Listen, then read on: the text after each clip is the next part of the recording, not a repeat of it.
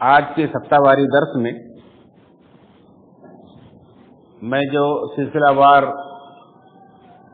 انبیاء کرام کی سیرت بیان کر رہا ہوں، آج سیرت زکریا و یحییٰ علیہم السلام، دو ایسے نبی جو دونوں باپ اور بیٹے ہیں، اور اللہ رب العالمین کے یہ برگزیدہ پیغمبر ہیں کہ جن کا تذکرہ اللہ رب العالمین نے اپنی آخری کتاب قرآن کریم کے اندر نام کے ساتھ کیا ہے۔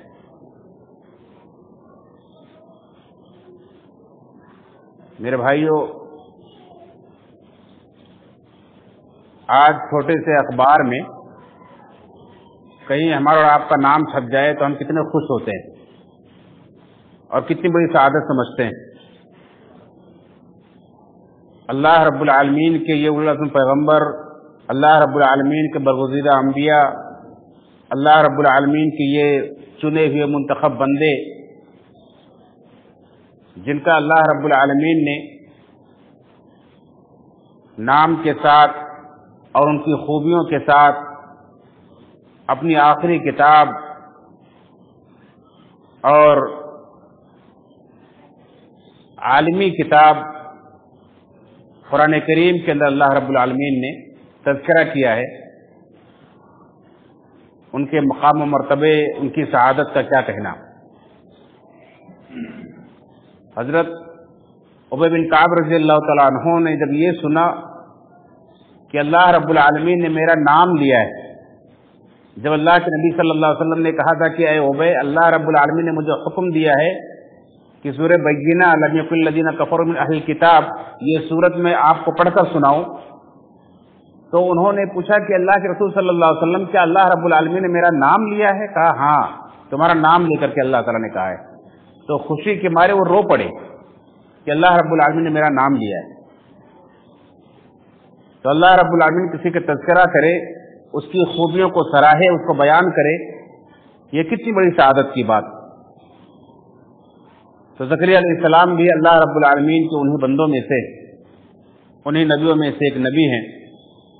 جن کا تذکرہ کرتے اللہ رب العالمین نے کیا انداز اپنایا ہے۔ تذکرہ ذرا اس پر غور کریں، توجہ دیں کہ اللہ نے فرمایا ذکر رحمت ربک عبدہ زکریا، کہ تمہارے رب کی مہربانی کا یہ بیان ہے جب جو اللہ نے اپنے بندے زکریا پر کی۔ اللہ رب العالمین نے زکریا علیہ السلام کو اپنا بندہ قرار دیا اور ان پر اپنی مہربانی، اپنی رحمت کا تذکرہ کیا، اور ان کا ذکر کرنے کا اللہ کے نبی صلی اللہ علیہ وسلم کو حکم دیا کہ ان کا تذکرہ کیجیے، جیسا کہ سورہ انبیاء کے اندر بھی اللہ رب العالمین نے ذکر کیا ہے۔ اور زکریا علیہ السلام کا تذکرہ اللہ رب العالمین نے قرآن کریم کی تقریباً 4 سورتوں کے اندر کیا ہے۔ سورہ آل عمران، سورہ مریم، سورہ انبیاء، اور اسی طرح سے سورہ انعام کے اندر، اور 3 جگہوں پر خصوصی طور پر اللہ رب العالمین نے ان کی دعا کا تذکرہ کیا ہے۔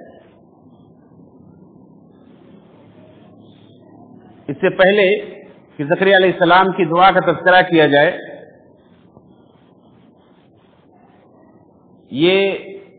یہ بات جو اللہ رب العالمین نے قرآن کریم کے اندر ذکر کی ہے کہ زکریا علیہ السلام یعقوب علیہ السلام کی اولاد میں سے، اسی لیے خود ان کی اپنی دعا کے اندر اس بات کا تذکرہ ہے کہ جو اللہ رب العالمین سے انہوں نے اپنے لیے ایک وارث کا سوال کیا، وہ وارث جو نبیوں کا وارث ہوتا ہے، یعنی ان کی اس ذمہ داری کا، اس نبوت کا وارث، ورنہ مال کا وارث تو ہر کوئی کسی کا ہوتا ہے، جبکہ نبیوں کا مال کا کوئی وارث نہیں ہوتا ہے۔ نبیوں کے لیے جہاں بھی وراثت کا تذکرہ ہوتا ہے، جیسے سلیمان علیہ السلام کے تعلق سے اللہ رب العالمین نے بیان فرمایا کہ وَوَرِثَ سُلَيْمَانُ دَاؤُدَ،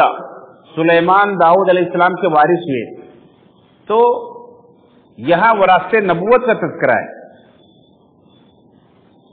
وارث ہونا یہ تو دنیا کا دستور ہے، اور دنیا میں ہر کوئی کسی کا وارث ہوتا ہے،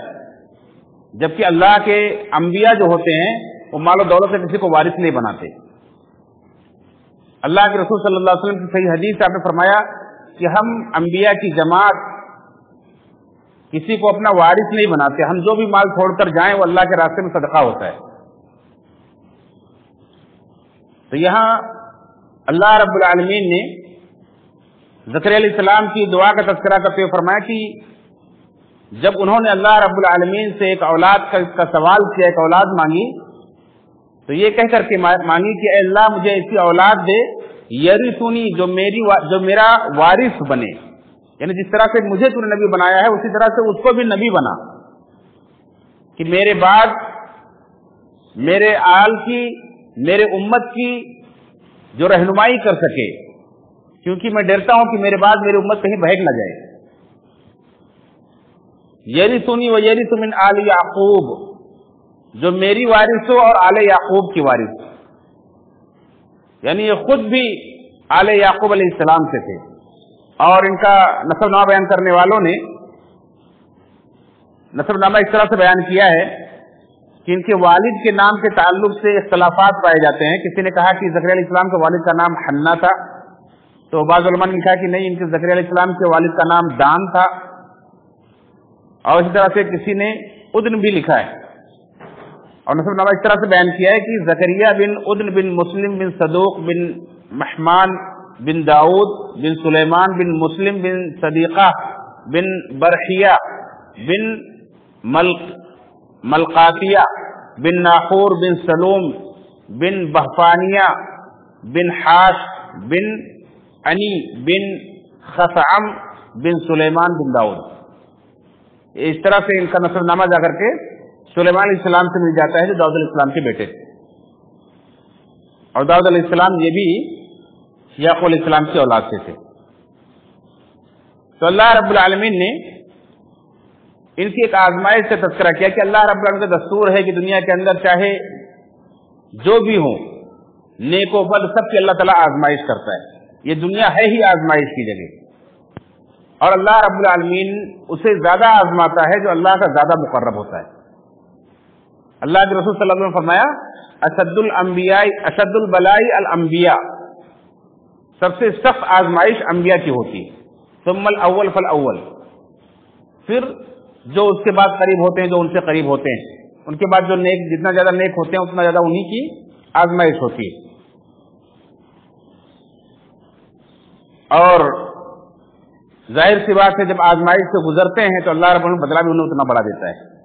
جیسا کہ اللہ کے رسول صلی اللہ علیہ وسلم کی یہ بھی حدیث ہے، ان عظم الجزاء مع عظم البلاء، کہ جتنی بڑی آزمائش سے بندہ گزرتا ہے اس کو انعام بھی اتنا ہی بڑا ملتا ہے۔ اور اللہ رب العالمین کبھی کسی کو کوئی چیز دے کر کے آزماتا ہے، تو کبھی کسی کو کسی چیز سے محروم کر کے آزماتا ہے۔ زکریا علیہ السلام کو اللہ رب العالمین نے ایک مدت تک اولاد نہیں دی، بے اولاد رہے،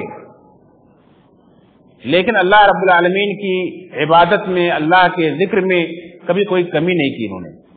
کوئی شکوہ شکایت زبان پر نہیں لائے۔ جیسا کہ انسان تھوڑی سی محرومی پر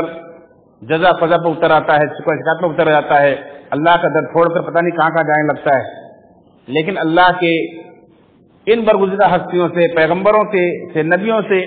ہم ایسی توقع کر ہی نہیں سکتے کہ اللہ رب العالمین سے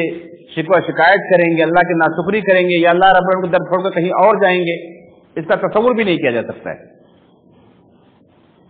چنانچہ اللہ رب العالمین نے خود ہی فرمایا زکریا علیہ السلام کے اور ان کے گھر والوں کے بارے میں، ان کی بیوی کے بارے میں کہ انہم کانوا یسارعون فی الخیرات، یہ لوگ لپک لپک کر نیکیاں کرتے تھے، نیکی کے کاموں میں بہت بڑھ چڑھ کر رہتے تھے، آگے آگے رہتے تھے،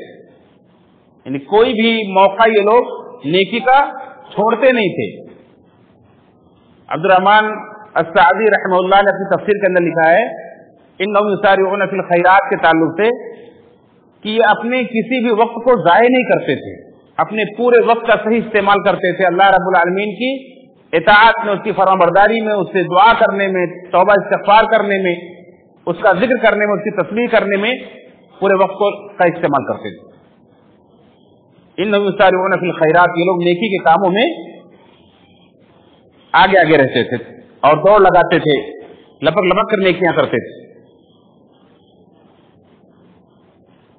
زکریا علیہ السلام کو اپنی عمر کے اس حصے میں جب عام طور پر اولاد ہونے کی کوئی امید نہیں ہوتی انسان کو، اللہ رب العالمین کے ایک معجزے کو دیکھ کر کے، اللہ رب العالمین کی طرف سے ایک کرامت کو دیکھ کر کے ان کے دل کے اندر خواہش پیدا ہوئی، اور انسان اللہ رب العالمین پر ایمان رکھتا ہے، اللہ کی قدرت پر ایمان رکھتا ہے، لیکن بعض نشانیاں جب اللہ کی ظاہر ہوتی ہیں تو ایمان انسان کا بڑھ جاتا ہے۔ اللہ رب العالمین نے خود ہی اس کا تذکرہ کیا ہے کہ اذا تلیت علیہم آیاتہ زادتہم ایمانا، اللہ کی آیات، اللہ کی نشانیاں جب بندے کے سامنے سے گزرتی ہیں اور بندہ دیکھتا ہے، ان کا صحیح طور سے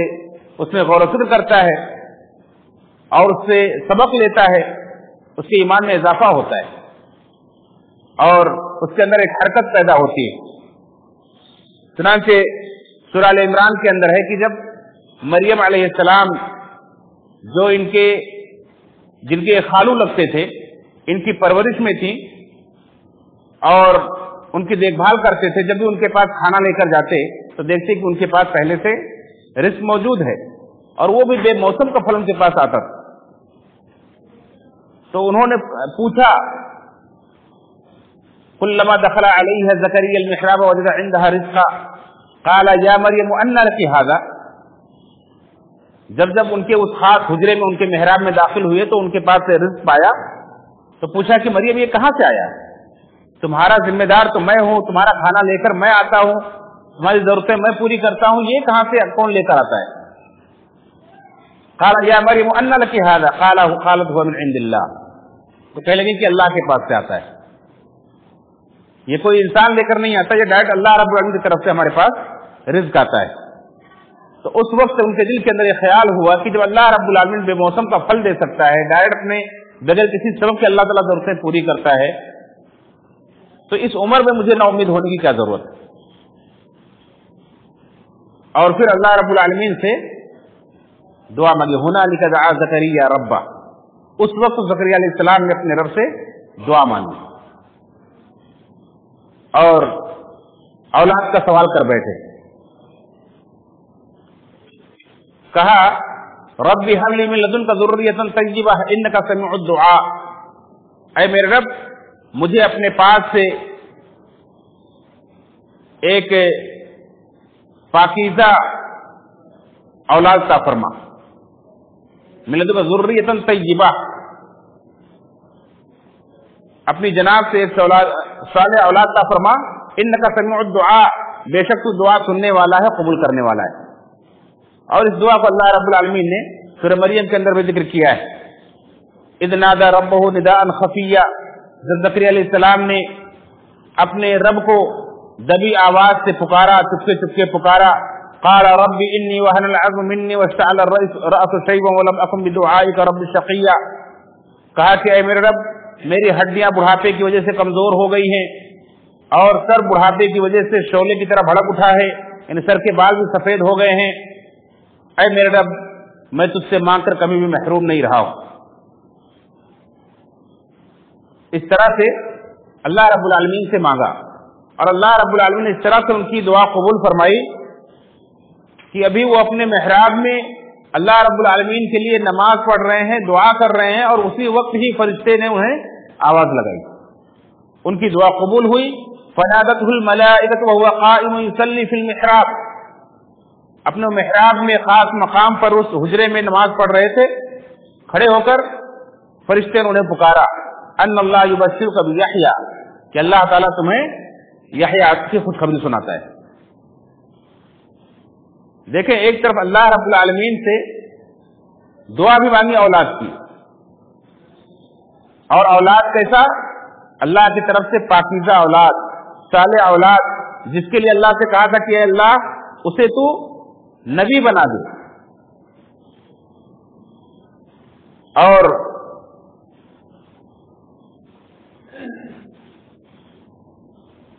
میرا اور آل یعقوب کا وارث بنا دے.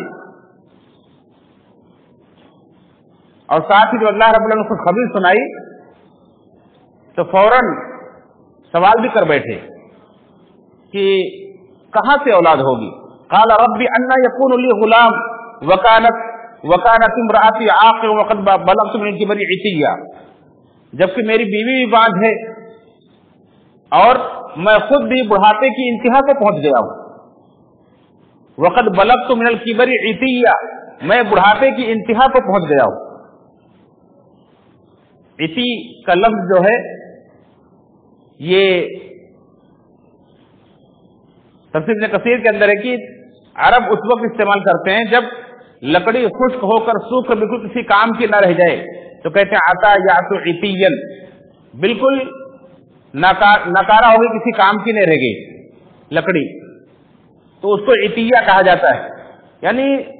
زکریا علیہ السلام نے اپنے انتہائی بڑھاپے کا تذکرہ کیا. حالانکہ بعض مفسرین نے لکھا ہے کہ اس وقت زکریا علیہ السلام کی عمر 77 سال تھی, 77 سال. لیکن یہ کوئی بعض علماء نے کہا کہ اس سے زیادہ ہو سکتی ہے. کیوں؟ اس لیے کہ 77 سال کوئی بہت بڑی عمر نہیں ہوتی, جبکہ ان کی کل مکمل عمر 207 سال کی بتائی جاتی ہے. اور یہ خود اپنی زبان سے کہہ رہے ہیں کہ اللہ تعالیٰ میں اتنا بڑھاپے کی عمر کو پہنچ گیا ہوں کہ بالکل کسی کام کا نہیں رہ گیا ہوں. میرے بال بھڑک اٹھے ہیں سفیدی سے اور میری ہڈیاں کمزور ہو گئی ہیں. وقت بلغت من الکبر عتیہ, اور میں بڑھاپے کی انتہا کو پہنچ گیا ہوں, تو مجھے اولاد کیسے ہوگا؟ اور اوپر سے یہ کہ میری بیوی بھی بانجھ ہے, اس کو بچہ جننے کی صلاحیت ہی نہیں ہے. لیکن اللہ رب العالمین کی ذات تو وہ ہے جو سبب کو بناتا ہے, وہ مسبب الاسباب ہے. اس کے لیے اس کو کسی سبب کی ضرورت نہیں, وہ بلا سبب کی جو چاہے وہ کر سکتا ہے. وہ بگڑی ہوئی کو کیسے بنائے گا یہ بندے کی سمجھ سے باہر ہے. اللہ رب العالمین نے جواب دیا قال كذلك, اللہ کا حکم ہے تو اسی طرح سے ہوگا. قال ربك, اسی طرح تمہارے رب نے کہا ہے هو علی حجر, یہ تو میرے لیے بہت آسان ہے. وقد خلقتك من قبل ولم تك شيئا, میں نے تو تمہیں اس وقت بنایا ہے جب تم کچھ بھی نہیں تھے, تمہارا وجود ہی نہیں تھا, تمہارا کوئی مادہ ہی نہیں تھا. اللہ رب العالمین نے تمہیں اس وقت پیدا کیا, جیسا کہ اللہ نے سورۃ الدہر کے اندر فرمایا ہے هل اتى على الانسان حين من الدهر لم يكن شيئا مذكورا. کیا انسان کے اوپر ایک ایسا وقت نہیں آیا کہ جب انسان کوئی قابل ذکر چیز نہیں تھا؟ تو اللہ رب العالمین نے زکریا علیہ السلام کی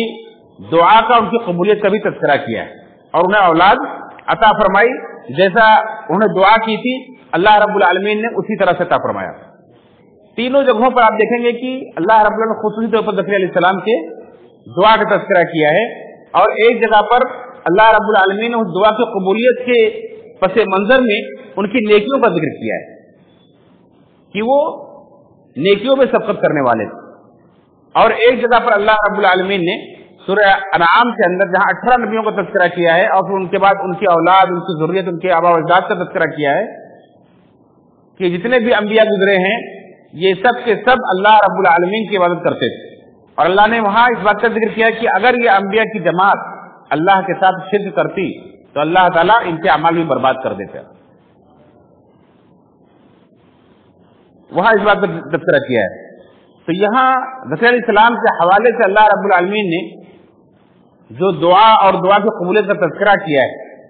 اس سے بتلانا یہ مقصود ہے کہ دعا کی اہمیت کو ہم اور آپ سمجھیں, دعا کی عظمت کو سمجھیں. اگر واقعی بندہ اللہ رب العالمین سے مانگنا سیکھ جائے, اللہ رب العالمین سے مانگنے کا طریقہ آ جائے, اللہ رب العالمین سے یقین کے ساتھ مانگنے لگے تو اس کی زندگی کی ساری پریشانیاں دور ہو جائیں, ساری پرابلم اس کی ختم ہو جائیں. اس کو کسی کے آگے ہاتھ ہی نہ پھیلانا پڑے,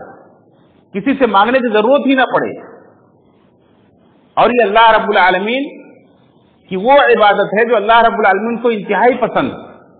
یہاں تک کہ حدیث کے اندر ہے کہ اللہ تعالیٰ سے جو نہیں مانگتا اللہ اس سے ناراض ہوتا ہے. اللہ رب العالمین پسند بھی کرتا ہے کہ بندہ اس سے مانگے, اور اللہ رب العالمین دیتا بھی ہے, وہ ہر چیز پر قادر بھی ہے, وہ کسی سبب پر محتاج نہیں ہے کہ کیسے دے گا. آپ اللہ رب العالمین سے یقین کے ساتھ مانگیں, آپ کا کام ختم ہو گیا. کیسے دے گا یہ اللہ رب العالمین کے حوالے کر دے. ہاں مانگنے کا سلیقہ ہو, پہلے اللہ رب العالمین کو پہچانے, تو اس سے قریب تو ہو, اس کی عظمت کو تو جانے کہ وہ ہر چیز پر قادر, اس بات کو پہچانے, اور ساتھ ہی اس کے قریبی تو بنے, اپنی نیکیوں کے ذریعے, اپنے ذکر و اذکار کے ذریعے, اپنی تسبیحات کے ذریعے اللہ رب العالمین قرب تو حاصل کرے. اللہ رب العالمین قبول کس کی کرتا ہے؟ انما یتقبل اللہ من المتقین, اللہ تعالیٰ متقیوں سے قبول کرتا ہے. تقوی تو اختیار کریں تو اللہ رب العالمین قبول کرتا ہے. اللہ رب العالمین سے مانگنے کا سلیقہ یہ ہے کہ بندہ آخرت کی اور آخرت کی نعمتوں کا سوال کرے تو دو ٹوک انداز میں کرے. کسی نعمت کا سوال کرے جو اس کے لیے مفید ہے, جیسے آخرت کی ساری چیزیں جن کا تذکرہ قرآن حدیث کے اندر آیا ہے, ہمیں رغبت دلائی گئی ہے کہ ہم مانگیں, تو یقین کے ساتھ دو ٹوک انداز میں مانگیں کہ اللہ ہمیں جنت دے دے,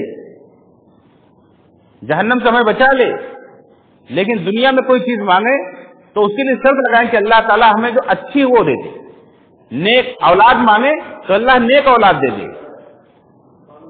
اللہ رب العالمین سے دنیا کی اچھی چیزیں مانگے, جیسے اللہ نے سکھایا ربنا آتنا فی الدنیا حسنہ,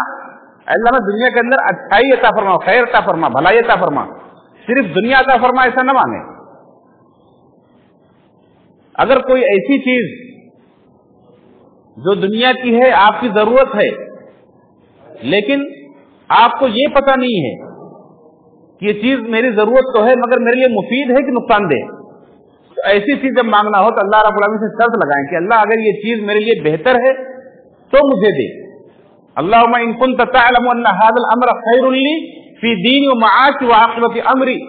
فاقدره لی ویسره لی ثم بارک لی فی.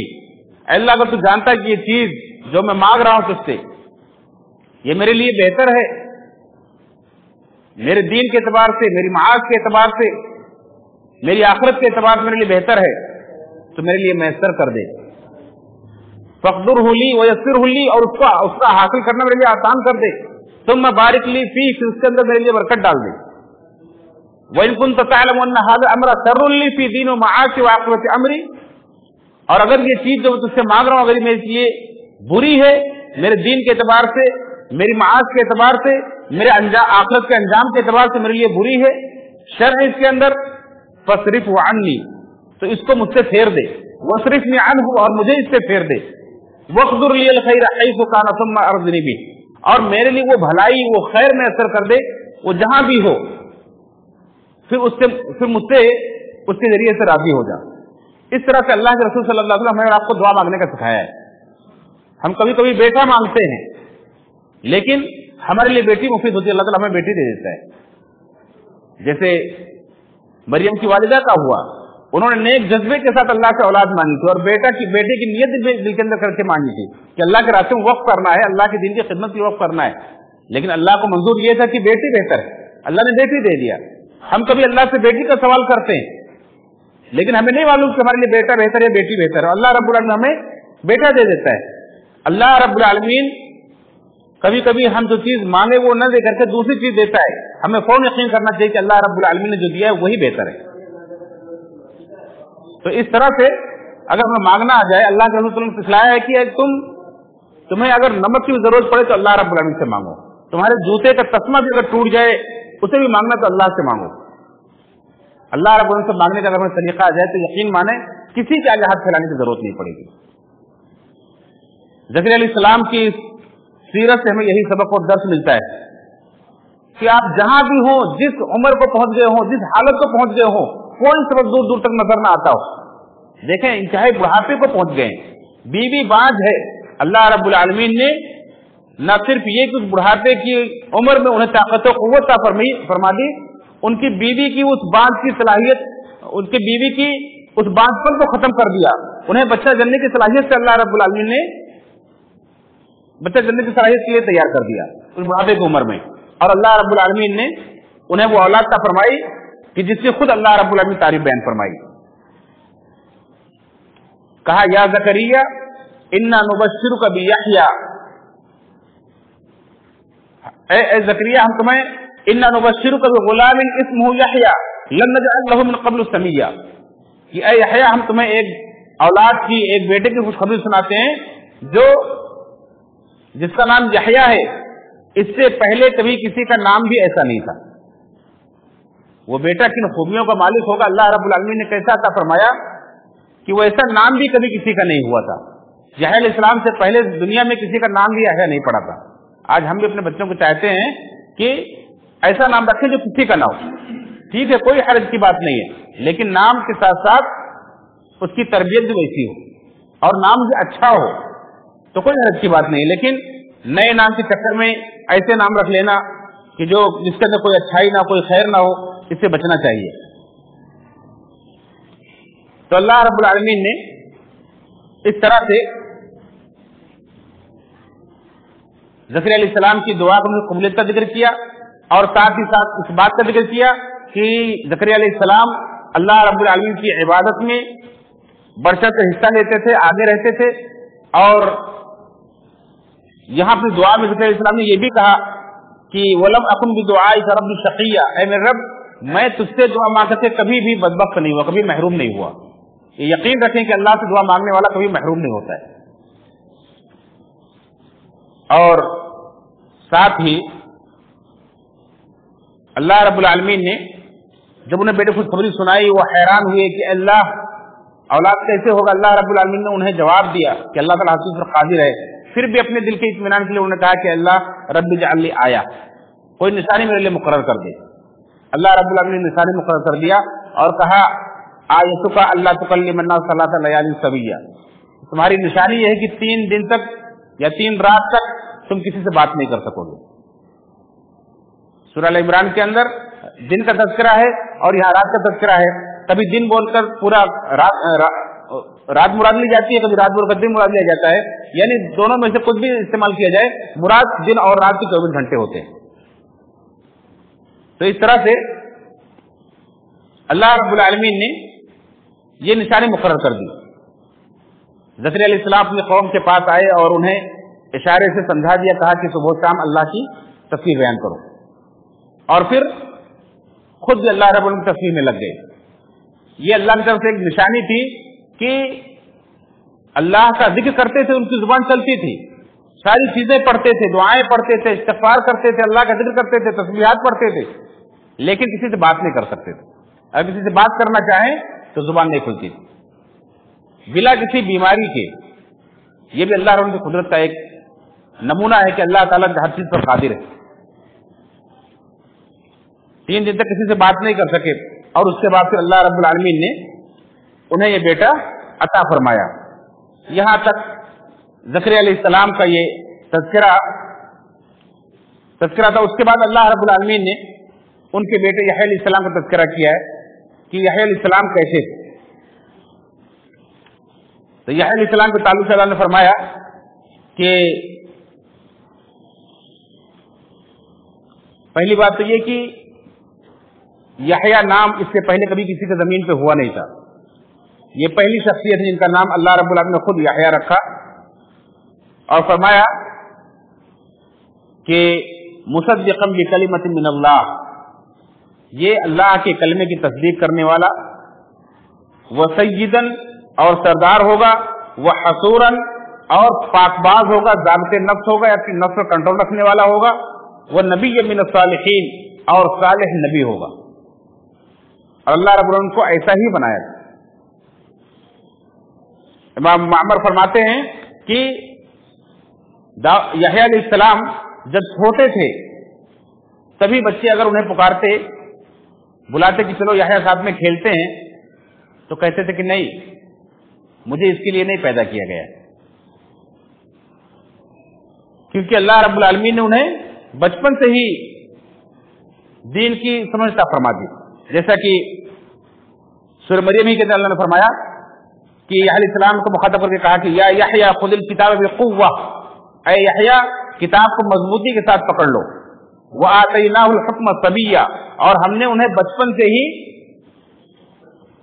دانائی عطا فرمائی تھی، لڑکپن سے انہیں دانائی عطا فرمائی تھی۔ یہ کون سے کتاب کی پکڑنے کی بات اللہ رب العالمین نے کی ہے؟ مفسرین کہتے ہیں کہ یہ تورات ہے جو موسیٰ علیہ السلام کو دی گئی تھی۔ جس طرح سے بڑے بڑے علماء تورات کو پڑھتے تھے اور سمجھتے تھے، لوگوں کو سکھاتے تھے، نصیحت کرتے تھے۔ یحییٰ علیہ السلام بچپن سے ہی تورات کو پڑھنے اور سمجھنے لگے اور اس پر عمل کرنے لگے۔ خذ الکتاب، اللہ نے جب کسی چیز کا حکم دے، خذ الکتاب بقوہ، کتاب کو مضبوطی کے ساتھ پکڑ لو۔ مضبوطی کے ساتھ پکڑنے کا مطلب یہ ہوتا ہے کہ اس کے سارے تقاضے آپ پورے کریں۔ کتاب کو آپ عزت کے ساتھ لیں، اسے یاد کریں، اسے سمجھیں، اس کے احکام پر عمل کریں، اسے دوسروں تک پہنچائیں، یہ ساری چیزیں اس میں شامل ہیں۔ جیسے اللہ کے نبی صلی اللہ علیہ وسلم نے ہمیں اور آپ کو قرآن و سنت کو تھامنے کا حکم دیا ہے، تو قرآن و سنت کو تھامنے کا مطلب یہ نہیں کہ صرف گھروں کی زینت بنا کے رکھیں، بلکہ اسے مضبوطی سے پکڑیں۔ جیسے اللہ کے وسلم نے اپنے ایک خطبے کے اندر، جو الوداعی خطبہ صحابہ کرام کو معلوم ہوا اور آپ نے اس کے اندر صحابہ کرام کی فرمائش پر کی کچھ وصیت کی تھی، آپ نے وصیت کی تھی، کیا وصیت کی تھی کہ علیکم بسنتی و سنت الخلفاء الراشدین المہدیین عضوا علیہا بالنواجذ، کہ میری سنت کو، میرے خلفاء راشدین کی سنت کو جو ہدایت یافتہ ہیں ان کے طریقے کو لازم پکڑو۔ عضوا علیہا بالنواجذ، نواجذ کے ذریعے، ڈاڑھ کے دانتوں کے ذریعے سے مضبوطی سے انہیں پکڑ لو۔ تو کیا مطلب ہے کہ ان کے ہر حکم پر ویسے ہی عمل کرو جیسے کہ اس کا تقاضا ہے۔ اللہ کے رسول صلی اللہ علیہ وسلم جب حج کرنے کے لیے حجۃ الوداع کے موقع پر آپ نے فرمایا خذوا عنی مناسککم، مجھ سے حج کے مناسک سیکھ لو، یعنی جیسے میں کرتا ہوں ویسے ہی تم لوگ کرو اور اسی پر عمل کرو۔ اللہ کے نبی صلی اللہ علیہ وسلم نماز پڑھ رہے ہیں تو کہہ رہے ہیں صلوا کما رأیتمونی اصلی، جیسے مجھے نماز پڑھتے ہوئے دیکھا ویسے ہی نماز پڑھو۔ تو اللہ کی کتاب کو، اللہ کے دین کو تھامنے کا مطلب یہ ہوتا ہے کہ آپ اسے، جو اس کے تقاضے ہیں اس کو پورے کیے جائیں، جس طرح سے اللہ چاہتا ہے کہ اس پر عمل ہو اسی طرح سے آپ اس پر عمل کریں۔ یہ اللہ کی کتاب کو پکڑنے کا مقصد ہے۔ اللہ کے رسول صلی اللہ علیہ وسلم نے اختلافات کا تذکرہ کیا اور اس کے بعد وصیت کی کہ اس اختلافات سے کیسے بچو گے، گمراہی سے کیسے بچو گے۔ ترکت فیکم امرین لن تضلوا ما تمسکتم بہما کتاب اللہ و سنتی، میں تمہارے درمیان دو چیزیں چھوڑ کر جا رہا ہوں، جب تک انہیں مضبوطی سے تھامے رکھو گے کبھی تم گمراہ نہیں ہوگے۔ ایک اللہ کی کتاب اور دوسرا میرا طریقہ۔ تو انہیں تھامنے کا مطلب یہی ہے کہ کتاب و سنت کو آپ پڑھیں، آپ اس کا علم حاصل کریں، آپ اس کو سمجھیں، آپ اس کے تقاضے کو پورے کریں، آپ اس پر عمل کریں،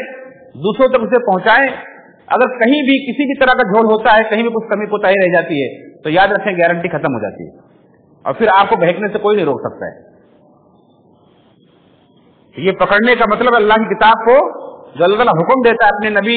یحییٰ علیہ السلام کو، خذ الکتاب بقوہ، کہ اے یحییٰ کتاب کو مضبوطی کے ساتھ پکڑ لو۔ مفسرین کہتے ہیں کہ جیسے بنی اسرائیل کے بڑے بڑے علماء اور مشائخ تورات کو پڑھتے تھے، اس کا گہرائی سے علم حاصل کرتے تھے، سمجھتے تھے، لوگوں کو سکھاتے تھے، عمل کرتے تھے، ویسے یحییٰ علیہ السلام بچپن سے کرنے لگے تھے۔ اور بچے جب انہیں بلاتے تھے کہ چلو یحییٰ کھیلتے ہیں تو کہتے تھے کہ ہمیں اس کے لیے نہیں پیدا کیا گیا، اور اپنے وقت کو برباد نہیں کرتے تھے۔ اسی طرح سے اللہ رب العالمین نے یحییٰ علیہ السلام کی تعریف میں فرمایا حنانا من لدنا، یہ ہماری طرف سے ایک شفقت تھی، ایک رحمت تھی۔ اس کا ترجمہ ایک تو یہ ہے کہ اللہ کی طرف سے یحییٰ کا پیدا کرنا، یہ زکریا علیہ السلام پر اللہ کی رحمت تھی، ایک شفقت تھی، اور ایک مطلب یہ ہے کہ یحییٰ علیہ السلام بذات خود اللہ کی طرف سے شفیق پیدا کیے گئے تھے، انتہائی نرمی کا معاملہ کرنے والے، سب کے ساتھ شفقت کا معاملہ کرنے والے پیدا کیے گئے تھے، کبھی کسی کے ساتھ کوئی سختی نہیں کرتے تھے، سب پر طرف کھاتے تھے، سب کے ساتھ سب کو محبت کا اظہار کرتے تھے، حسن سلوک کرتے تھے۔ اسی طرح اللہ نے فرمایا زکاتن، یحییٰ علیہ السلام یہ زکات تھے، زکات کے معنی ہوتے پاکیزگی کے، یعنی وہ ہر قسم کے برے اخلاق سے، بری چیزوں سے پاک تھے، اس قدر کہ عبداللہ بن عمر رضی اللہ عنہ بیان فرماتے ہیں کہ قیامت کے دن ہر کوئی آئے گا تو کسی نہ کسی کو کوئی لغزش ہوگی، کوئی چھوٹی موٹی خطا ہوگی، غلطی ہوگی، یحییٰ علیہ السلام آئیں گے تو ان کے پاس کوئی غلطی ہی نہیں ہوگی۔ بعض علماء نے کہا ہے کہ یحییٰ علیہ السلام وہ نبی ہیں کہ جن کے دل کے اندر کبھی کسی غلط چیز کا خیال ہی نہیں آیا، اس قدر پاکیزہ اللہ نے انہیں بنایا تھا، کسی برائی کی طرف قدم بڑھانا دور کی بات، اس کا خیال تک نہیں آیا۔ حسن بصری رحمۃ اللہ علیہ فرماتے ہیں کہ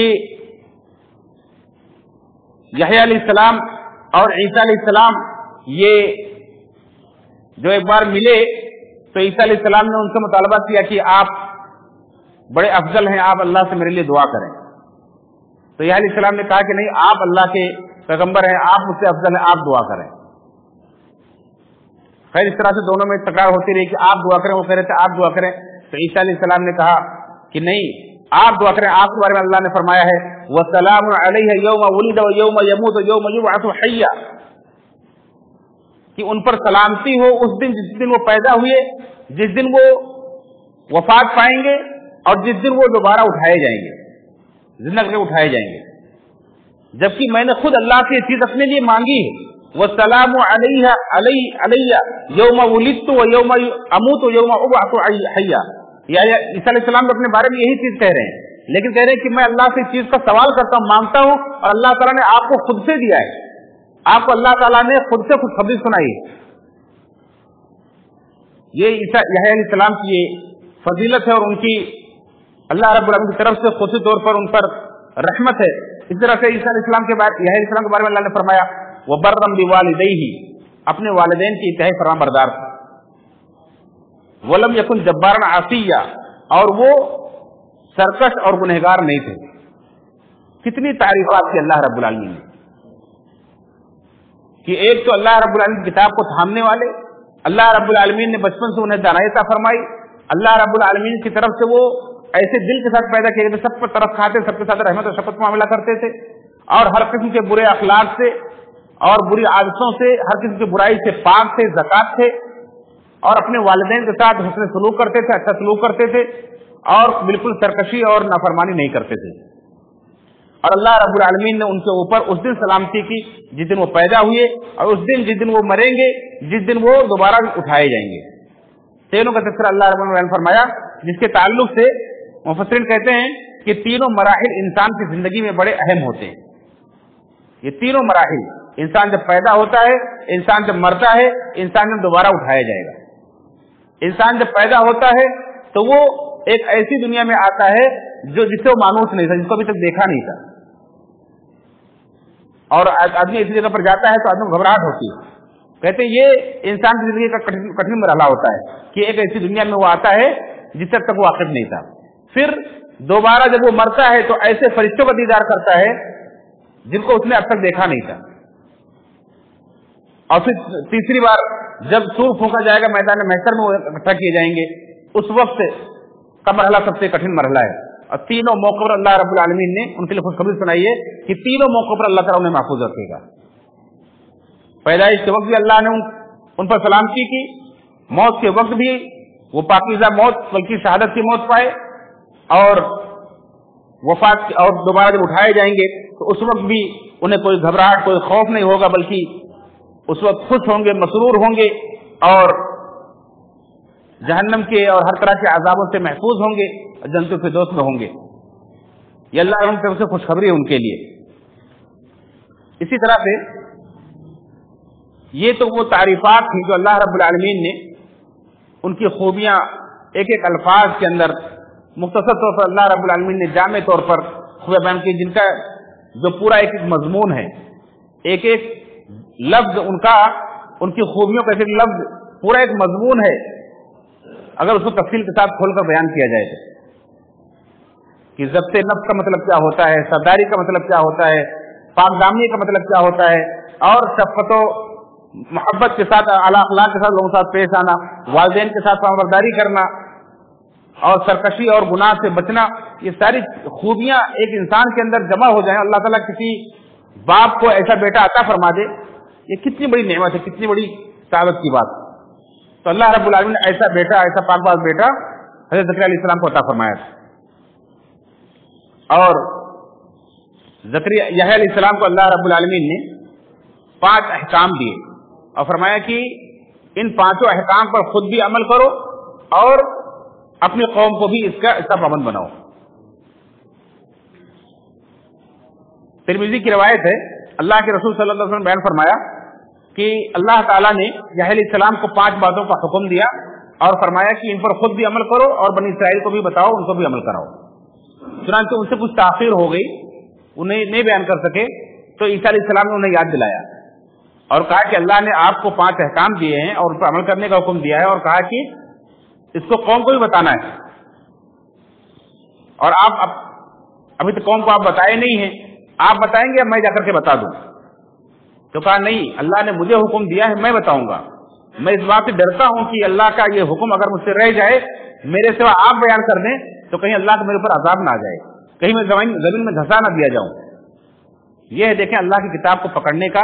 یہ مطلب کہ کس طرح سے احساس ہے کہ اللہ نے جو مجھے حکم دیے ہیں وہ کتنی امانت داری کے ساتھ پہنچانا ہے۔ چنانچہ یحییٰ علیہ السلام نے فوراً بنی اسرائیل کو حکم دیا، انہیں آواز دی، سب کو جمع کیا، بیت المقدس کے اندر سارے لوگ جمع ہو گئے، یہاں تک کہ پوری مسجد بھر گئی، لوگوں کو جہاں بھی جگہ ملے اسی جگہوں پر ٹیلوں پر سب جگہ لوگ بیٹھ گئے، اور اس کے بعد وہاں ایک خطبہ دیا اور کہا کہ لوگوں، اللہ تعالیٰ نے مجھ پر 5 باتوں کا حکم دیا، اور حکم دیا کہ میں خود بھی ان پر عمل کروں اور تمہیں بھی ان پر عمل کراؤں۔ وہ 5 باتیں یہ ہیں کہ سب سے پہلی بات یہ کہ صرف اللہ کی عبادت کرو، اس کے ساتھ کسی کو بھی شریک نہ ٹھہراؤ، اور مثال دے کر سمجھایا، کہا کہ دیکھو اس کی مثال ایسے ہی ہے جیسے تم میں سے کوئی آدمی اپنے خالص مال سے، اپنے ذاتی مال سے، حلال مال سے ایک غلام خریدے اور اس غلام کی ساری ضرورتیں پوری کرے، اس سے کہے کہ دیکھو یہ میرا کارخانہ ہے، یہ میری کمپنی ہے، اس میں تم کام کرو اور اس کا پورا منافع مجھے دو، اور وہ تمہارا غلام جو تمہارے اپنے پیسے سے خریدا ہوا ہے، تمہاری اپنی کمپنی میں کام کر رہا ہے اور تمہارا اپنا کھا رہا ہے، وہ اس کا پورا منافع لے جا کر کسی اور کو دے، کیا تم میں سے کوئی آدمی برداشت کرے گا؟ تو اس طرح سے اگر کوئی شرک کرتا ہے تو گویا اسی طرح کی غداری کرتا ہے کہ پیدا کیا اللہ رب العالمین نے، اس کی ساری ضرورتیں اللہ رب العالمین پوری کرتا ہے، وہ بندہ اللہ کا ہے لیکن عبادت کسی اور کی جا کر کرتا ہے، تو شرک نہ کرو۔ سب سے پہلے اس سے منع فرمایا، اور تمام انبیاء کی دعوت یہی، یا قوم اعبدوا اللہ ما لکم من الہ غیرہ، اے میری قوم کے لوگوں صرف ایک اللہ کی عبادت کرو، اس کے ساتھ کوئی تمہارا معبود نہیں۔ اس کے بعد دوسرے نمبر پر حکم دیا، کہا کہ میں تمہیں نماز کا حکم دیتا ہوں، اور نماز جب پڑھو تو پوری یکسوئی کے ساتھ پڑھو، ادھر ادھر نہ دیکھو، ادھر ادھر نہ دیکھو، اس لیے کہ جب بندہ نماز پڑھتا ہے تو اللہ رب العالمین کی طرف متوجہ ہوتا ہے، جب بندہ اپنی توجہ ہٹا لیتا ہے، ادھر ادھر دیکھنے لگتا ہے تو اللہ تعالیٰ بھی اپنی توجہ اس سے ہٹا لیتا ہے، لہذا نماز ادھر ادھر نہ دیکھو۔ تیسرا حکم یہ دیا اور کہا کہ لوگوں میں تمہیں حکم دیتا ہوں کہ تم روزہ رکھو، اور کہا کہ روزہ رکھنے والے کی مثال ایسے ہی ہے جیسے کہ لوگوں کی جماعت ہو اور اس کے اندر ایک ایسا شخص ہو جس کے پاس ایک تھیلی ہو جو مشک سے بھری ہوئی ہو اور اس کی خوشبو بکھر رہی ہو، لوگوں کو پہنچ رہی ہو، تو جس طرح سے وہ بندہ سب سے ممتاز ہوتا ہے، ایسے ہی روزے دار کی منہ کی خوشبو اللہ کے نزدیک مشک کی خوشبو سے بہتر ہے۔ اور اس کے بعد کہا کہ چوتھے نمبر پر کہ میں تمہیں صدقہ کرنے کا حکم دیتا ہوں، اللہ کے راستے میں صدقہ کیا کرو، زکات ادا کیا کرو، اور کہا اس کی مثال ایسے ہی ہے جیسے کسی آدمی کو کچھ لوگ پکڑ لیں اور پکڑ کر کے لے جائیں کہ چلو اب اس کو قتل کریں گے، تو اس کو پھانسی پہ چڑھائیں گے، کہ وہ آدمی پھر لوگوں سے درخواست کرو، کہے کہ میرے پاس جو کچھ بھی تھوڑا بہت مال ہے میں تمہیں دے کر کے فدیے کے طور پر دے کر کے اپنے آپ کو بچا سکتا ہوں، تو وہ لوگ تیار ہو جائیں اور یہ آدمی ان کو اپنا مال دے دے اور اس کے بعد اپنے آپ کو ان کے ہاتھوں سے چھڑا لیتا ہے۔ ایسے ہی تمہارا یہ صدقہ خیرات میں جہنم کے عذاب سے بچا لے گا۔ یہ گویا کہ اپنے آپ کو آدمی جہنم کے عذاب سے فدیہ دے کر چھڑاتا ہے اور بچاتا ہے، یا اسی طرح سے دنیا آخرت میں ہر قسم کے عذابوں سے اللہ سے بچا لیتا ہے۔ اللہ کے رسول صلی اللہ علیہ وسلم کی بڑی اس پر بشارتیں ہیں کہ کس طرح سے مصیبتیں ٹل جاتی ہیں، قبر کا عذاب ہٹ جاتا ہے، اور آخرت میں بھی بندہ اس طرح سے اپنے صدقات کے سائے میں ہوگا۔ چنانچہ صدقہ کی فضیلت کو اس طرح سے یحییٰ علیہ السلام نے سمجھایا، اور کہا پانچواں یہ کہ میں تمہیں اللہ کا ذکر کرنے کا حکم دیتا ہوں، کثرت سے اللہ کا ذکر کیا کرو، اور اس کی مثال دی، کہا کہ جیسے کسی آدمی کے اوپر بہت سارے دشمن ایک ساتھ حملہ کر رہے ہو اور وہ آدمی گھبرایا ہوا ہو، ڈرا ہوا ہو کہ اچانک وہ اپنے آپ کو پاتا ہے کہ ایک مضبوط قلعے کے اندر بند ہو گیا اور سارے لوگ دور سے دیکھتے رہ گئے، اس کا کچھ نہیں بگاڑ سکے۔ تو ایسے ہی شیطان اور اس کے لشکری تمہیں ڈراتے ہیں، تم پر حملہ آور ہوتے ہیں، شیطان کی ضروریت تمہارا پیچھا کرتی ہے، لیکن تمہیں سب سے مضبوط قلعہ اگر کوئی شیطان کے حملوں سے بچا سکتا ہے تو اللہ کا ذکر ہے، اللہ کا ذکر کیا کریں۔ اللہ کو جتنا یاد کریں گے اتنا زیادہ شیطان کے حملوں سے اپنے آپ کو محفوظ رکھیں گے۔ اللہ کے رسول صلی اللہ علیہ وسلم علیہ السلام کی پانچوں باتوں کا ذکر کرنے کے بعد فرمایا کہ میں بھی تمہیں 5 باتوں کا حکم دیتا ہوں جس کا اللہ نے مجھے حکم دیا ہے، اور یہ ترمذی کی روایت ہے، حدیث نمبر 2863 نمبر کی حدیث ہے۔ فرمایا کہ سب سے پہلے تو یہ کہ اللہ رب العالمین نے مجھے حکم دیا کہ میں تو حکم دوں کہ تم اجتماعیت کے ساتھ رہو، مل جل کر رہو۔ سب سے پہلا حکم یہ کہ مل جل کر رہو۔ لیکن اللہ نے کیا حکم دیا قرآن کریم میں؟ وَاعْتَصِمُوا بِحَبْلِ اللَّهِ جَمِيعًا وَلَا تَفَرَّقُوا، کہ اللہ کی رسی کو تم سب مل کر تھام لو اور تفرقہ بازی مت کرو، فرقے مت بنو۔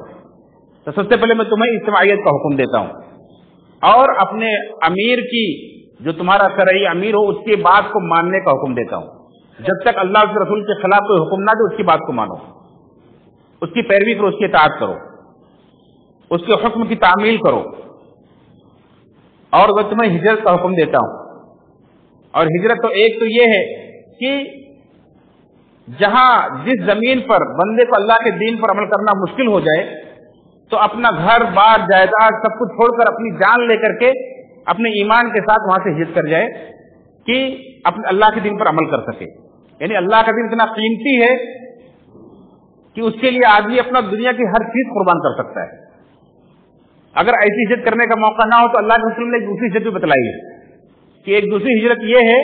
کہ المہاجر ما ترک المہاجر من حجر ما نہى اللہ عنہ ورسولہ، کہ مہاجر وہ ہے کہ جو ہر اس چیز کو چھوڑ دے جس سے اللہ کے رسول نے منع فرمایا ہے۔ یہ بھی ہجرت ہے کہ اللہ کے رسول صلی اللہ علیہ وسلم جن چیزوں سے آپ کو روکا ہے، منع فرمایا ہے، آپ اسے چھوڑ دیں۔ اور پانچویں چیز یہ کہ اللہ کے راستے میں جہاد کریں، یعنی اپنی ہر ممکن کوشش اللہ کے دین کی سربلندی کے لیے لگائیں، اپنا جان، اپنی مال، اپنی علم، اپنی صلاحیت، اپنا وقت، اور جیسا کہ اس کی ترتیب بتلائی گئی کہ جتنا جہاں تک ممکن ہو سکے جب بھی اللہ کے دین کو، اللہ کے کلمے کو بلند کرنے کے لیے آپ دعوت کے ذریعے سے پھیلائیں۔ اگر دعوت میں رکاوٹیں ہوں اور مال کی قربانی دینی پڑ رہی ہو، مال کی قربانی دے، جان کی قربانی دینی پڑ رہی ہو، جان جا رہی ہو، جان بھی جائے، لڑنا پڑے تو لڑیں بھی، ہر طرح سے اللہ کے دین کو بلند کرنے کی کوشش میں آپ جئیں کہ اللہ کا دین کیسے بلند ہوگا اس کی فکر میں آپ جئیں۔ اور اس کے بعد اللہ کے نبی صلی اللہ علیہ وسلم نے فرمایا کہ جب مسلمان اجتماعیت کے ساتھ ایک امیر کے ماتحت زندگی گزار رہے ہوں تو اس وقت اجازت نہیں کہ کوئی آدمی اس اجتماعیت سے، اس جماعت سے ایک بالش بھی باہر نکلے۔ اگر کوئی ایک بالش بھی باہر نکلتا ہے تو گویا کہ اپنے گلے سے اسلام کا قلادہ نکال کر پھینک دیتا ہے، یہاں تک کہ دوبارہ لوٹ کر اس کے اندر آ جائے۔ اور فرماتے کہ جاہلیت کی باتوں کی طرف، اور جو جاہلیت کی باتوں کی طرف بلاتا ہے وہ جہنم کا ایندھن ہے۔ جاہلیت کی باتوں کی طرف بلانا یہ ہے کہ جس طرح سے زمانے جاہلیت میں دین کو کوئی اہمیت حاصل نہیں تھی، لوگ دنیا کے فلاں فلاں مقاصد کی طرف، دنیا کے فلاں فلاں خاندان اور قبیلے کا نام لے کر کے بلاتے تھے کہ اے میرے قوم کے لوگوں آؤ، میں تمہارے خاندان کا ہوں، میں تمہارے قبیلے کا ہوں، اس لیے میری مدد کرو۔ اور اس بنا پر لوگوں کو لڑاتے اور بھڑاتے تھے۔ تو اس طرح سے اگر کوئی آدمی اسلام کو سائڈ میں رکھ کر کے کسی اور مقصد کے لیے لڑتا ہے تو یہ جاہلیت کی لڑائی ہے، یہ جاہلیت کی پکار ہے۔ جاہلیت کی پکار جو پکارتا ہے وہ جہنم کا ایندھن ہے۔ صحابی نے پوچھا کہ اللہ کے رسول صلی اللہ علیہ وسلم، ایسا آدمی اگرچہ نماز پڑھتا ہو، روزہ رکھتا ہو، خود کو مسلمان سمجھتا ہو، تو آپ نے فرمایا کہ ہاں، اگرچہ وہ روزہ رکھے، نماز پڑھے، خود کو مسلمان سمجھے، پھر بھی وہ جاہلیت کی پکار پکارتا ہے تو وہ جہنم کا ایندھن ہے۔ اسلام کی پکار کیا ہے؟ اسلام کی پکار یہ کہ اللہ تعالیٰ نے تمہارا نام مومن رکھا ہے، مسلمان رکھا ہے، تو تم اپنے آپ کو مومن اور مسلمان کہہ کر کے پکارو۔ یعنی خاندان اور قبیلے کی طرف مت بلاؤ، بلکہ اسلام کی طرف بلاؤ۔ اسلام ہونے کے ناطے اس کے ساتھ کھڑے ہو، مسلمان ہونے کے ناطے اس کے ساتھ کھڑے ہو، اس کے ساتھ دوستی کرو تو اسلام کی بنا پر کرو، دشمنی کرو تو اسلام کی بنا پر کرو۔ یہ مقصد ہے اللہ کے وسلم کا بتلانے کا۔ اس طرح سے یہ یحییٰ علیہ السلام کی دعوت کے تعلق سے چند باتیں تھی جو رکھی گئی۔ اب آئیے آخری مرحلے میں یحییٰ علیہ السلام اور زکریا علیہ السلام کی وفات کا تذکرہ کرتے چلیں۔ تو زکریا علیہ السلام کے تعلق سے علماء کی دو رائے، ایک تو یہ کہ انہیں شہید کر دیا گیا تھا، اور ایک رائے یہ ہے کہ وہ طبعی طور پر ان کو موت آئی تھی،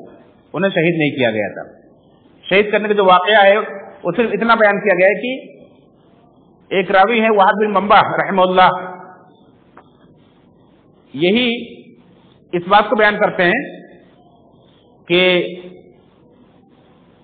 زکریا علیہ السلام کو ان کی قوم کے لوگوں نے جب قتل کرنا چاہا تو وہ بھاگے اپنی قوم سے اور ایک درخت کے اندر جا کر کے چھپ گئے. درخت نے ہٹ کر کے انہیں اپنے اندر جگہ دے دی. یہاں تک کہ لوگوں نے جب دیکھ لیا درخت کو پھٹتے ہوئے، ان کو اس کے اندر چھپتے ہوئے، یا ان کا کپڑا باہر نکلا ہوا تھا اس ذریعے سے پہچان لیا، تو درخت کو ہی کاٹ دیا. جب آری لے کر درخت کو کاٹ رہے تھے تو کٹتے کٹتے ان کی پچھلیوں تک آواز، پچھلیوں تک وہ آری پہنچی تو کراہنے لگے. اللہ رب العالمین نے کہا کہ اے زکریا تم کراہنا بند کرو ورنہ ساری مخلوق کے سمیت میں زمین کو پلٹ دوں گا. اور زکریا علیہ السلام نے کراہنا بند کیا اور پھر اس طرح سے انہیں شہید کر دیا گیا، ان کے جسم کے دو ٹکڑے کر دیے گئے. اور اسی طرح سے وہاب بن منبع رحمۃ اللہ علیہ یہ بھی بیان فرماتے ہیں کہ درخت نے پھٹ کر جس نبی کو پناہ دی تھی، جس کو شہید کر دیا گیا تھا، وہ اس سے پہلے جو ذکر ہوا ہے شعیع علیہ السلام، ان کے ساتھ واقعہ پیش آیا تھا. تو ہو سکتا ہے، اور کہتے ہیں کہ زکریا علیہ السلام یہ طبی طور پر فوت ہوئے تھے، ہو سکتا ہے کہ دونوں نبی کے ساتھ واقعہ پیش آیا ہو، اور ہو سکتا ہے کہ یہ واقعہ واقعی شیعہ علیہ السلام کے ساتھ ہی پیش آیا ہو اور زکریا علیہ السلام طبی طور پر فوت پایا ہو. لیکن یحییٰ علیہ السلام یہ شہید کیے گئے تھے. یہ اس طرح سے ان کا واقعہ ہے کہ اس زمانے میں دمشق کا بادشاہ جو تھا وہ کسی عورت کو فریفتہ ہو اس سے نکاح کرنا چاہتا تھا، لیکن وہ اس کے لیے حلال نہیں تھی. تو یحییٰ علیہ السلام نے سے مسئلہ پوچھا گیا. علیہ السلام نے کہا کہ نہیں، تمہارے لیے حلال نہیں، نکاح نہیں کر سکتے ہو. اس عورت کو غصہ آیا اور اس نے ان کے قتل کا مطالبہ کر دیا اور کہا کہ ان کے سر کو کاٹ کر کے لایا جائے. چنانچہ یحییٰ علیہ السلام کے سر کو کاٹ کر کے ایک تھالی کے اندر اس ملکہ کے سامنے پیش کیا گیا، اور اللہ رب العالمین نے اس کی وجہ سے اس ملکہ کو بھی فوراً ہلاک کر دیا. اور اسی طرح سے اسی سے ملتا جلتا اور بھی دوسرے واقعے بیان کیے گئے ہیں. ایک واقعہ بیان کیا گیا ہے کہ بیت المقدس کے اندر جو ایک چٹان ہے، جو صخرہ ہے، اس کے اوپر 70 نبیوں کو شہید کیا گیا ہے. بنی اسرائیل کے اندر اللہ رب العالمین نے بہت بڑی تعداد میں نبیوں کو بھیجا ہے، اور بنی اسرائیل نے بہت سارے نبیوں کو قتل بھی کیا ہے. تو 70 نبیوں کو شہید کیا گیا ہے، انہی میں سے یحییٰ علیہ السلام بھی ہیں. غرضے کی اس طرح کے کئی واقعات جو اسرائیلی روایت کے حوالے سے بیان کیے گئے ہیں. لیکن ایک واقعہ بھی بیان کیا گیا ہے کہ ایک ملکہ تھی، وہ خود یحییٰ علیہ السلام پر فدا ہو گئی تھی، اور یحییٰ علیہ السلام نے یحییٰ علیہ السلام سے گناہ کا مطالبہ کیا تھا، لیکن یحییٰ علیہ السلام نے انکار کر دیا، جس کی بنا پر وہ مایوس ہو گئی. تو اس نے بادشاہ سے مطالبہ کر لیا کہ یحییٰ علیہ السلام کو قتل کر دیا جائے، اور قتل کرنے کے لیے انہیں آدمی بھیجا جس نے کاٹ کر کے ان کا سر ایک تھال میں پیش کیا تھا. اس طرح کے کئی واقعات بیان کیے گئے. سارے واقعات کے اندر ایک بات مشترک ہے کہ یحییٰ علیہ السلام کو شہید کیا گیا. اور ان کی عمر کے تعلق سے تفسیر کے اندر یا اس قصص الانبیاء کے اندر کوئی واقعہ تو نہیں ملتا، لیکن نیٹ پر ریسرچ کرنے سے یوٹیوب پر یہ ملا ہے کہ زکریا علیہ السلام کی عمر 207 سال تھی کل، اور یحییٰ علیہ السلام کی عمر 95 سال کی تھی. اللہ رب العالمین سے دعا ہے رب العالمین ہم سب کو ان دونوں معزز نبیوں کے واقعات سے عبرت و نصیحت لینے کی توفیق فرمائے، اور اللہ تعالی ہم سب کو زکریا علیہ السلام کا واقعہ جو خصوصی طور پر ہمیں نیکیوں میں سبقت کرنے کی اور ہر ضرورت ہر چیز اللہ رب العالمین سے مانگنے کی، اللہ سے کثرت سے دعا کرنے کی رہنمائی کرتی ہے اور ترغیب دیتی ہے. اللہ تعالی ہم سب کو اسی طرح سے اللہ کے لیے نیک کاموں میں سبقت کرنے کی توفیق فرمائے. اللہ تعالی ہم سب کو اپنے رب سے اپنی ساری ضرورتیں مانگنے کی توفیق فرمائے. اور یحییٰ علیہ السلام جو اللہ رب العالمین کے کتاب کو مضبوطی سے پکڑنے والے، تھامنے والے، اس کے تقاضوں پر عمل کرنے والے تھے، اللہ تعالی ہم سب کو اس سے سبق لیتے ہوئے اللہ کی کتاب کو مضبوطی کے ساتھ پکڑنے والا، اللہ رب العالمین کے احکام پر عمل کرنے والا بنائے، اور اللہ رب العالمین کے لیے تقوی اختیار کرنے والا بنائے. اللہ تعالیٰ ہم سب کو جب تک زندہ رکھے، دین اسلام پر زندہ رکھے، جب بھی دنیا سے اٹھائے تو حالت ایمان پر اٹھائے، جنت و فجرت میں ہمارا ٹھکانہ بنائے، ہمیں جہنم کے عذاب سے بچائے. آمین تقبل یا رب العالمین.